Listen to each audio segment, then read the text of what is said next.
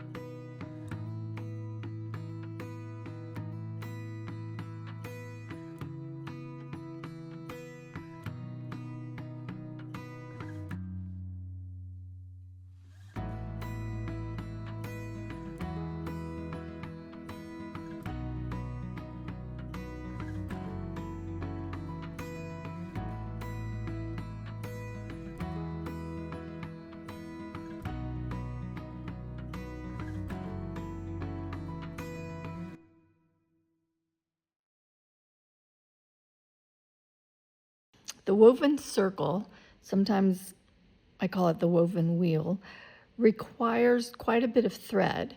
So you may want to thread your needle with a little bit of a longer piece of thread than you would normally. We're going to make 5 straight stitches on these lines that are drawn out in the middle of the circle.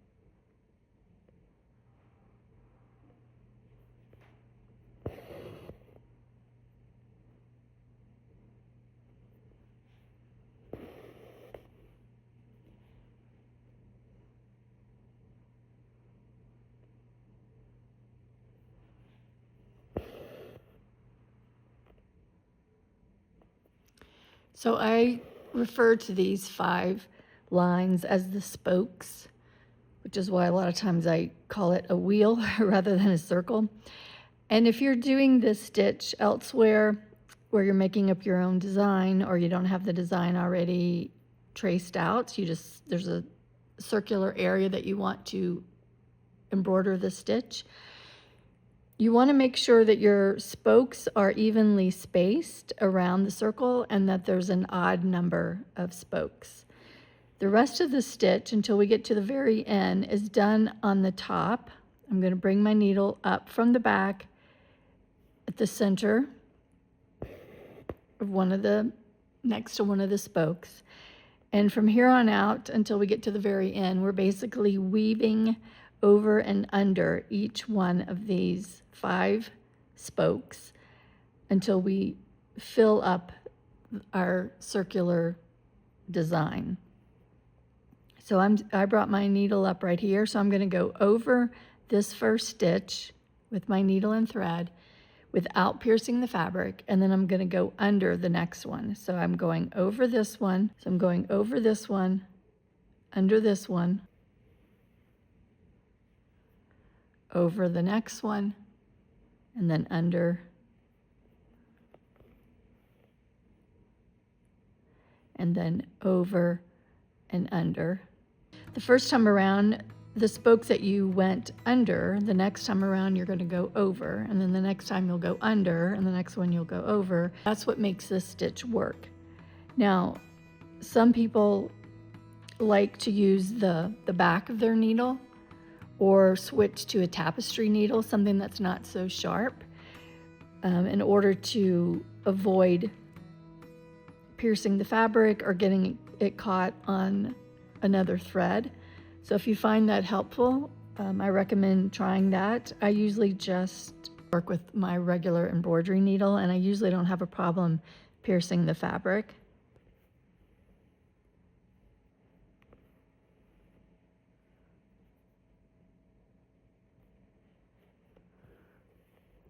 And as you make your way around, you can adjust your threads, tighten them, have them a little bit loose.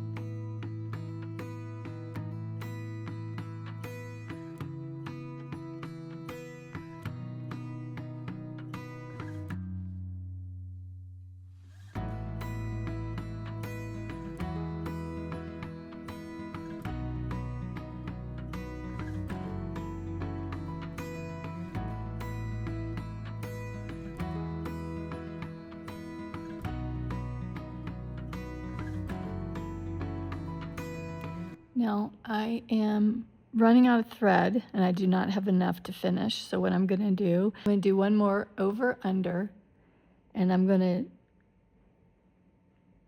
take my needle to the back of the fabric. I'm going to just sort of slide it underneath this circle a little bit. Secure my thread to the back and get a new thread. So this is a good time for me to also point out, if I wanted to, I could change colors of thread right now, or I can just keep going with the same color that I've been using. And also I could plan it so that maybe I want part of my circle, the inside, to be one color and the outer side or the outside to be another color. So I'm bringing up my newly threaded needle, and I'm going to continue doing my over, under, over, under.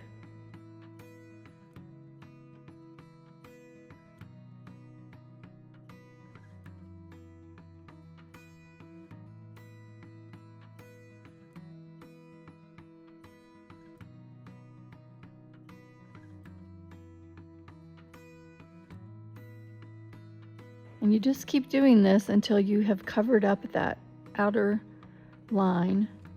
You filled in the area that you want to fill in.